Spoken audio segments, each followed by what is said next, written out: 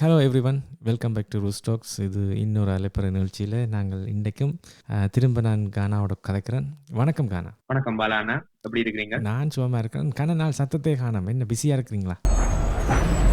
எங்க தப்பு நடந்தாலும் கண்டிப்பா நான் வருவேன். ஓகே, அப்போ ஃபேஸ்புக், யூடியூப் தவிர வேறு என்ன நடக்குது? என்ன ட்ரெண்டிங்காக இருக்குது இப்போ? ட்ரெண்டிங்கா இருக்குது, நிறைய விஷயம் இருக்குது. முக்கியமா இன்றைக்கு வந்து நாங்க ரெக்கார்ட் பண்றது ஜூன் 3ஆம் தேதின்றதால நிறைய விஷயம் ட்ரெண்டிங்கா இருக்குது. இப்ப நேற்றைக்கு இளையராஜாண்ட பிறந்த நாள், இன்றைக்கு இளையராஜாட பிறந்த நாள், மனிதரத்னத்தின் பிறந்த நாள். மற்றபடியில நல்லா போகுது. இப்ப இப்ப கொஞ்ச நாள் இப்ப ஐபிஎலோட எல்லாரும் பிஸியா இருந்தது. அப்ப பெருசா படங்களும் வரையில, இப்ப எல்லாம் படங்களும் திரும்பி வரப்போகுது போல இருக்குது. ஓகே, அப்ப என்ன படம் ஒரு ப்ராமிசிங்காக இருக்குது? இப்போ என்ன படம் வரப்போகுது ப்ராமிசிங்காக இருக்குது? ப்ராமிசிங்ன்றதை தாண்டி வந்து இந்த இந்தியன் 2 படம் வரப்போகுது. அந்த இசை வெளியீட்டு விழா வேற நேற்று முதல் நடந்திருக்காங்க. நினைக்கிறேன். இப்ப வந்து இசை வெளியீட்டு விழான்றது இப்ப முந்தித்தான் அது ஒரு ஃபங்க்ஷன். இப்ப அது ஃபங்க்ஷன் நடத்துறது சும்மா ஒரு இது நடத்துற மாதிரி தானே. இப்ப எப்படி சோசியல் மீடியால புஷ் பண்றதானே எல்லாருமே பாக்குறது. இப்ப தெரியல, ஐ திங்க் ஏதோ நடந்த மாதிரி தான் எனக்கு இருக்குது. ஆனா அந்த பாட்டுகள் கொஞ்சம் கேட்கிற மாதிரி இருந்தது. பாட்டுகளுக்கு போறதுக்கு முதல்ல கேட்டீங்க என்ன வித்தியாசம் சொல்லி என்ன இன்ட்ரெஸ்டிங் ஃபேக்ட்னு சொல்லி சொன்னா, இது நாங்க சும்மா கணக்கு போட்டு பார்த்தோம்னா இந்தியன் 1 வந்திருக்குது 1996ல வந்திருக்கு. ஓ, 96ல. ஓ, அப்ப 28 வருஷம் ஆயிட்டாக்கும். 28 வருஷம். அப்ப கிட்டத்தட்ட ஒரு 3 தசாப்தங்களை கிட்டத்தட்ட 3 தசாப்தங்களுக்கு பிறகு இந்தியன் 2 வரப்போகுது. அப்ப நிறைய விஷயங்கள் மாறிட்டு தானே அப்பையில இருந்ததுக்கு இப்ப இருந்ததுக்கு. வயது மட்டும் இல்ல, நிறைய விஷயங்கள் மாறிட்டது. பூ போலவியல் அரசியல் நிறைய விஷயம் மாறிட்டது. அந்த நேரத்துல இருந்த எத்தனையோ விஷயங்கள் இன்றைக்கு இல்ல. அப்படி நிறைய விஷயங்கள் இருக்குது. அப்ப அதான் இப்ப ஒரு இன்ட்ரெஸ்டிங் சும்மா பாக்கல, ஒரு கம்பாரிசன் சொல்லி பாக்கல எனக்கு அதுதான் தெரிய வந்துச்சுன்னு சொல்லி சொன்னா, 28 வருஷத்துக்கு அப்புறம் ஒரு படம் வரப்போகுது. அந்த ஆக்டரும் அந்த டிரெக்டரும் சேர்ந்து இன்னொரு ரிலீஸ் பண்றாங்க. மற்ற இன்ட்ரெஸ்டிங் ஃபேக்ட் என்னன்னு சொல்லி சொன்னா, படம் இந்தியன் 2 and 3 என்று வரப்போகுதா. அப்ப அப்படியும் வரப்போகுதா. இப்ப முந்தி மாதிரி படத்தை ஒன்று கிளாக்கள் சுருக்கிறதுக்கு விரும்புற இல்ல தானே, ஃபுட்டேஜ் இருக்குன்னு சொல்லி சொன்னா அப்படி எடுத்துட்டு 2, 3, 1, 2 தானே இப்ப எல்லாரும் முடியணும். அப்ப மற்றது ஆக்கள் இன்ட்ரெஸ்டும் இப்ப அந்த சீரீஸ்களை பார்த்து பழகினதால ஒரு லாங் வெர்ஷன் பார்க்கறதுக்கு எல்லாருமே ரெடியாகவும் இருக்கணும். அதோட இந்தியன் ஏஆர் ரஹ்மான், கமல் சங்கர் படம். இது அனிருத் கமல் சங்கர் படம். அனிருத்துக்கு சங்கரோட தான் முதல் படம் நினைக்கிறேன். அதான் சங்கரோட முதல் படம். ஆனா நீங்கள் பாத்தீங்கன்னு சொல்லி சொன்னா, லைக்காவுண்ட வர்ற எல்லா படங்களுக்கும் இப்ப அனிருத் தான் மியூசிக் போடுறாரு. கிட்டத்தட்ட இது ஒரு லைக்கா அனிருத் கொலாப் மாதிரி தான் இப்ப எல்லா விஷயமும் போய்கொண்டு இருக்கு. ஓ, அப்படியா? ஒரு இன்டர்வியூல நான் கேட்டேன் லைக் இப்ப என்னண்டா, ஆனா கமலஹாசன் கேட்டவராம் ரஹ்மானத்தான் கேட்டவராம் சொல்லி. பட் ரஹ்மானும் அதை பெருசா சொல்ல விரும்பல. பட் ஆனா பாப்போம், பாட்டுகளும் வந்திருக்குது. உங்களுக்கு நீங்க கேட்டு பாத்தீங்களா ஏதாவது பாட்டு? எனக்கு இன்னும் கேட்குற சந்தர்ப்பம் அமைய இல்லை. பட் சித்தார்த் முகத்தோட ஒரு பாட்டு லிரிக்ஸ் வீடியோ இன்னொன்று கண்டேன். நல்ல விஷயம். ஐ திங்க் அதான் அந்த அதுலயே ஒரு நல்ல ஒரு பாட்டுன்னு சொல்லலாம். நீலோர்பம் சொல்லி நினைக்கிறேன். கவிஞர் தாமரை எழுதின பாட்டு. அப்ப நீங்க பாத்தீங்கன்னு சொல்லி சொன்னா, 28 வருஷத்துக்கு முதல்ல கவிஞர் வாலியும் வைரமுத்துவும் தான் எல்லா பாட்டும் எழுதினவை. இப்ப வாலி எங்களோட இல்ல. பட் இப்ப நீங்க பாடகர்கள் அந்த நேரத்துல எடுத்து பார்த்தாலும் சொர்ணலதா இருந்திருக்கிறார், எஸ்பி பாலசுப்ரமணியம் இருந்திருக்கிறார், யேசுதாஸ் பாடி இருக்கிறார், ஹரிஹரன், அப்படி எனக்கு பேர் அதுல பாடி இருக்கேன்.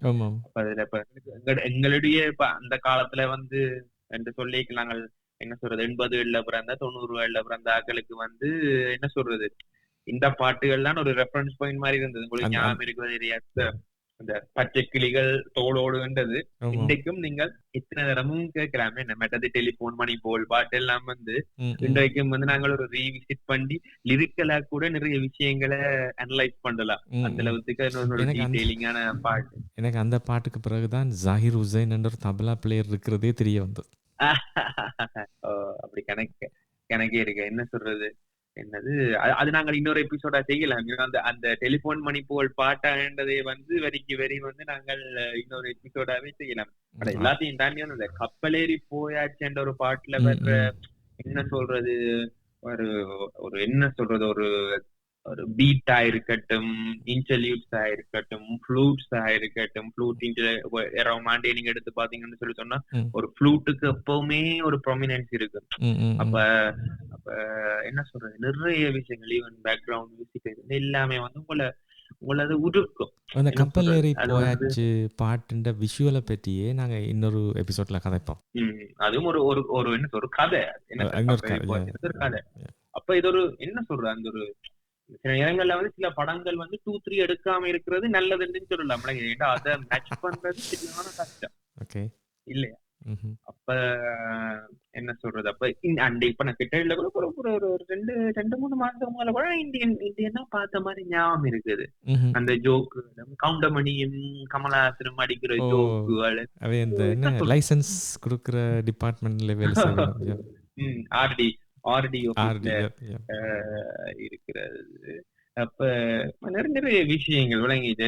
ஒரு சமரசமற்ற ஒரு ஆளுண்ட கதையை பேர் மறந்து போச்சுது. சேனாதிபதி சமரசம் அற்ற ஒரு கெட்ட கதை. அப்ப அது இந்தியன் மிகப்பெரிய எதிர்பார்ப்புகளோட வருது. ஆனா என்ன சொல்றது, பல கேள்விப்பட்ட வரைக்கும் நிறைய பல என்ன சொல்றது, என்ன தயாரிப்புல வந்து பல சுணக்கங்களை தாண்டித்தான் வருது. அப்ப பாப்போம், எக்ஸைட்டிங்கா தான் இருக்குது என்ன மாதிரி வரப்போகுதுன்றதை போயிட்டு பாக்குறதுக்கு. ஆனா பாட்டன் வரைக்கும் வந்து நீங்க பாத்தீங்கன்னு சொல்லித்தானே நான் சும்மா ஹை லெவலா பாக்கல வந்து நீங்க சொன்ன மாதிரி எனக்கு உண்மையில வந்து இதுல 6 ட்ராக் இருக்குது. 6 ட்ராக் எனக்கு 6 ட்ராக்கும் சாட்டிஸ்ஃபைடா இல்லைன்ற மாதிரி சொல்றீங்களோ? இல்ல, நான் சாட்டிஸ்ஃபைடுன்னு சொல்ல மாட்டேன். அது வந்து இப்ப என்ன சொல்றாங்க, அதை கேட்டதால நாங்கள் எப்படியுமே வந்து ஒரு எங்களை அறியாமலே ஒரு அன்இன்டென்ஷனல் பயஸ் நான் கேட்போம். இவர் என்னத்தை செஞ்சிருப்பாருன்னு பாக்குறேன்னு கேட்போம். அப்ப நான் உண்மையில வந்து முதலாவது கேட்டது வந்து முதலாவதுல வந்து அந்த பாரா பாட்டு தான் கேட்டேன். அப்ப அது விஜய் பாட்டு. அப்ப லிரிக்ஸா கொஞ்சம் நீட்டு பாக்க நல்லா இருந்துச்சு. கொஞ்சம் வந்து எனக்கு ஒரு என்ன சொல்றது, இப்ப அந்த பாராவையும் எனக்கு வந்து அந்த கப்பலேறி போயாச்சுன்னா ஒரு எழுச்சி பாட்டான பாக்கல. எனக்கு கப்பலேறி போயாச்சுன்றது வந்து கப்பல் ஏறி அது ரொக்கெட்டுக்கு போன மாதிரி ஒரு ஃபீல். அப்ப இது வந்து இன்னுமே கொஞ்சம் என்ன சொல்றது, அங்கால இங்கெல்லாம் ததும்பி கொண்டு நிக்கிற மாதிரி எனக்கு ஒரு இது. ஆனா நல்ல பாட்டு தான். அது வந்து என்ன சொல்றது, எங்களுக்கு ஒரு அன்இன்டென்ஷனல் பயஸ் சொல்லலாமே. நல்லா இல்லைன்னு சொல்ல மாட்டேன், நல்லா இருந்துச்சு. ஆனா அந்த நீலோற்பரமணின்னு ஒரு பாட்டு வந்து இருக்குது, அந்த தாமரை எழுதின பாட்டு வந்து அது கொஞ்சம் என்ன சொல்றது, அது கொஞ்சம் அது என்ன சொல்றது, அனிருத் வந்து ஒரு கர்நாடக சங்கீத இசைய வந்து ஒரு எலக்ட்ரானிக் ட்ரம் மியூசிக்கோட சில EDM மியூசிக்கோட சேர்ந்து போட்டதால அது கொஞ்சம் வந்து நான் நினைக்கிறேன் அது வந்து இப்ப இருக்கிற மில்லேனியல்ஸ் 2K கிட்ஸ் அவையில எல்லாருக்குமே கூட ரிலேட் பண்ணி ஒரு என்ன சொல்றது ஒரு லூப்பான பாட்டா வரமெண்டு நிக்கிறேன். அந்த பாட்டு நீலோற்பம் அது பாடினது வந்து இந்த அபிதியா நீங்க கேள்விப்பட்டிருப்பீங்களா தெரியாது. அந்த ஒரு 72 ராகாஸ் இன் 1 மினிட் அண்ட் ஒரு அந்த வீடியோ எல்லாம் மியூசிக் வீடியோ போட்டு எல்லா பிரபலமான பாடல்களுடையும் ஒரு ரீல்ஸ் வந்து வெளியிடுவார். ஒரு கனேடியனோ அமெரிக்கன் பேஸ்ட் இருக்கலாம். அப்ப அவர் தான் அந்த பாட்டு படிச்சிருக்க. அனிருத் வந்து அவரை கொஞ்சம் அவட்ட பாட்டுகளை கொஞ்சம் கேட்டதால கொஞ்சம் அனிருத் வந்து அவருக்கு ஒரு ஃப்ரீடம் கொடுத்த மாதிரி இருக்கு. நீ நினைச்சத பாடு ராசான்ற மாதிரி தான் இருந்தது. நல்ல பாட்டா தான் இருந்தது. அப்ப இல்ல இப்ப நீங்க டைம் இருக்க அந்த வரிகளை நீங்க கேட்டு பாத்தீங்கன்னா நல்ல தாமரையும் நல்ல வடிவா எழுதி இருக்கிறார்.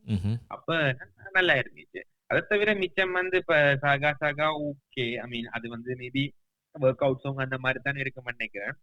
கம்பெக் இண்டியனை பற்றி நம்ம சகாக்கி இருப்பேன், அது பெருசா எனக்கு என்ன பிடிக்கல. சரியான ஒரு இதான விஷயம் வந்து ஒரு குத்துப்பாட்டு மாதிரி ஒன்று இருக்குது, காதலர் சம்திங் சொல்லி. அப்ப அது வந்து அது வந்து ஏன் கேட்டேன்னு இருந்துச்சு. அப்ப அது ஒரு ஃபீட்பேக்கா தான் வரப்போகுது. நெஞ்சிலேயே மேபி குத்தின அந்த பாட்டு. படத்தோட சேர்த்து இப்ப என்ன சொல்றது, இப்ப நாங்கள் ஐ படத்தை எடுத்தோம்னு சொல்லி சொன்னா ரஹ்மான் அதுல ஒரு ஒரு ஒரு கானா பாட்டு போட்டிருப்பார். ஆனா அந்த கானா பாட்டோடய அது ஒரு என்ன சொல்ற மோதத்தட பார்த்தேன் ஒண்ணு அது அது வந்து கானாவா இருந்தாலுமே அதுல நிறைய விஷயங்கள் என்ன சொல்றது கூட கவர்ற மாதிரி இருக்கு முழங்கிட்டு. அது ஒரு ஒரு அப்ப இது அதோட பாக்கல இந்த காதலர் வந்து அவ்வளவு ஒரு எனக்கு அது அவ்வளவு இதான் தெரியல. ஆனா ஒரு ப்ரொடக்ஷன் பாக்கக்குள்ள ஏற்கனவே ரஹ்மான் சங்கர் அந்த படத்தை செய்துட்டு இப்போ அனிருத் சங்கர் செய்யக்குள்ள கட்டாயம் ஓகே இப்படி ஒரு ஃபீட்பேக் வரக்கூடும், அதை எப்படி நாங்கள் மீட் பண்ண போகிறோம் ரெண்டெல்லாம் அனலைஸ் பண்ணி இப்போ அனிருத் டியூனை போட்டுட்டு ரெண்டு மார்க்கெட்டு கொண்டதில்லை தானே, தே வில் பி ரிவ்யூஸ் எல்லாம் நடந்திருக்கு சங்கர் சைட்லேயோ. அப்படின்னு நீங்க சொல்லலாம். ஆனா நார்மலா நீங்க பாத்தீங்கன்னு சொல்லுதுன்னா இப்ப சங்கர் வந்து முந்தி இன்னொன்று எடுக்க போய்க்குள்ள வந்து கூட ஹரிஸ் ஜெயராஜ் தான் போறவர். இந்த சங்கர் வந்து ரஹ்மானை விட்டு செய்த 2 படம் ஹரிஸ் ஜெயராஜோட தான், நண்பனும் அந்நியன் செஞ்சவர். அப்ப இந்த 2 படமும் என்ன சொல்ற 2 பாட்டிலும் லைக் அந்த என்ன சொல்றது ரஹ்மான் ரசிகர்களுக்கு ஏமாற்ற விதமா இருக்கல. That's a very genuine point. அந்த 2 படமும் அந்த பாடல்கள் ரஹ்மான் ரசிகர்களுக்கு மாற்றமாக இருக்கவில்லை. இன்னும் ஞாபகம் இருக்குது, அந்நியன் பாட்டு வரப்போதுன்னு எல்லாரும் யோசிச்சு போனது இப்படி வர முடியும். முதலாவது ரிலீஸ் ஆன பாட்டு வந்து ரெமோ பாட்டு வந்து அந்த நேரத்துல எல்லாரையும் தூக்கி போட்ட பாட்டு. எல்லா ரிங்டோனும் ரெமோக்கு மாறின ஞாபகம் இருக்கு. அப்ப அது வந்து யாரையும் ஏமாற்றத்துக்கு உள்ளாக்கியல. மேபி இது வந்து என்ன சொல்றது 80s 90s இதுதான் ஏமாற்றமா இருக்குதோ தெரியாது. மேபி 2K மில்லேனியல்ஸுக்கு இது ரிலேட்டபிளா இருக்குதோ தெரியாது. இப்போ வந்து இந்த ஸ்வாட் அனாலிசிஸ்ல போடேக்ல மேபி யோசிச்சிருக்கலாம் விளங்கிட்டு இந்த படத்தை வந்து நாங்க இவ்வளவு இன்வெஸ்ட்மெண்ட் வரைக்கும் இன்னும் கொஞ்சம் கூட ரீச் அவுட் பண்றதுக்கு அனிருத் தேவைப்படும் யோசிச்சிருந்திருக்கலாம். இல்ல மற்ற பக்கம் இப்படி யோசிங்க, இப்ப யார்கிட்ட காட்டுல மழை இல்ல இப்ப யாரு ப்ரொமினெண்டா தெரியணும்ன்றதுக்காக வேண்டி அனிருத்தை புல் பண்ணியிருக்கணும்னு வச்சுக்கொள்வோம். சரி, இப்போ இந்த கொஸ்டின் வந்து இந்த சங்கர் அனிருத் காம்பினேஷன் இல்லாம ஏற்கனவே அனிருத் போட்ட ஹிட்டான பாடல்கள் நீங்க கொஞ்சமாவது கேட்டிருப்பீங்க தானே. கம்பேர் டு தட், அதோட கம்பேர் பண்ணிக்க இது அனிருத் ப்ராஜெக்ட் மாதிரி இருக்கா அல்லது ஏதோ இன்ஃப்ளூயன்ஸ் பண்ண ப்ராஜெக்ட் மாதிரி இருக்கா? இது கொஞ்சம் அது என்ன சொல்றது, இப்ப அந்த நீங்கள் அந்த ஒரு கொஞ்சம் நாங்க கொஞ்சம் மியூசிக்கலா கொஞ்சம் கேட்கலாம்னு வரையல கூட வந்து இப்ப ரஹ்மான் பாட்டுல எங்களுக்கு கூட நல்ல ஒரு இம்பாக்ட் வர்றதுக்கு காரணம் வந்து கூட லைவ் இன்ஸ்ட்ருமெண்ட் ஹை குவாலிட்டியில ரெக்கார்ட் பண்ணி மிக்ஸ் பண்ணப்பட்டிருக்கு. அந்த ஹை குவாலிட்டிஸ் அண்டர்லைன் பண்ணியே சொல்லணும், அவ்வளவுக்கு ரஹ்மான் ஒர்க் பண்ணியிருப்பாரு. அவ்வளவுக்கு ரஹ்மான். இப்ப நீங்க அந்த கப்பலேறி போயாச்சு பாட்டு ட்ரம் இன்னுமே உங்களுக்கு வந்து ஒரு சும்மா ஒரு நார்மல் ஃபோன்ல போட்டா கூட உங்களுக்கு அது ஒவ்வொரு அடியும் ஒவ்வொரு இடியா விளங்கும். ஆனா இப்ப இந்த பாரா பாடலையும் கூட ட்ரம்ஸ் இருக்கு. ஆனா வந்து கொஞ்சம் ஒரு கிளட்டரா தான் எனக்கு ஒரு ஃபீல் ஆயிருந்துச்சு ஒழிய. அப்ப அது என்ன சொல்ற அந்த ஒரு அப்ப அந்த ஒரு இது வந்து ஆனா இப்ப எனக்கு டக்குன்னு எனக்கு சொல்லணும் வந்து இப்ப ஒரு எழுச்சி பாட்டு மாதிரி அனிருத் போட்டிருக்காருன்றது எனக்கு தெரியல. இப்ப நான் கேள்விப்பட்ட அனிருத் இந்த பாட்டுகள் வரைக்கும் அனிருத் என்ன சொல்றது மோட்டிவேஷனல் சாங் நிறைய செஞ்சிருக்கார். பட் ஒரு எழுச்சி பாட்டுன்றது வேற, என்ன எழுச்சி புரட்சி பாட்டுன்றது அது வேற ஒரு ஜோனர். என்ன சொல்றது, ஈவன் நீங்க நம்ப மாட்டீங்க பொன்னினதியை பார்க்கணும் பாட்டுக்கு எத்தனையோ விமர்சனம் இருந்தது வந்து ரஹ்மான் வந்து என்னத்துக்கு கிட்டாரா உள்ளுக்குள்ள போட்டுட்டாருன்னு சொல்லி. அப்ப ரஹ்மானுக்கே அவ்வளவு விமர்சனம் இருந்தது. அப்ப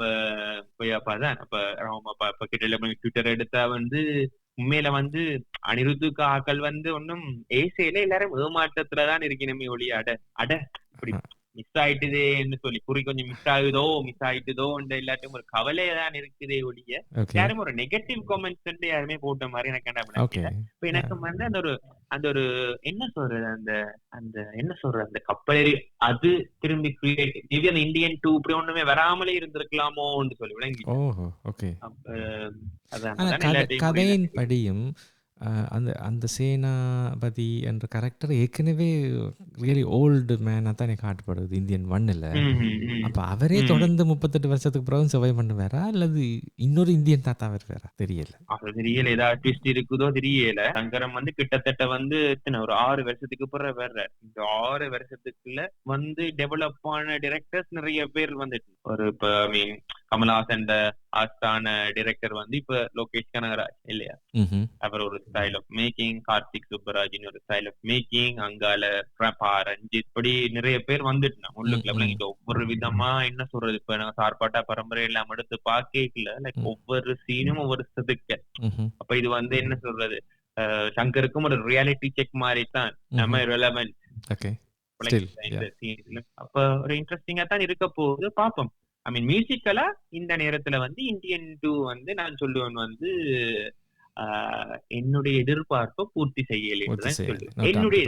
ஓகே, அது விஷுவலா அட்லீஸ்ட் கதையிலையாவது எதையாவது பூர்த்தி செய்தான்னு சொல்லி படம் வந்தோன்னே தான் தெரியும். அது வரைக்கும் நாங்கள் வெயிட் பண்ணுவோம். இன்றைக்கு இவ்வளோ நேரம் எங்களோட காய்ச்சதுக்கு நன்றி. நன்றி நன்றி நன்றி.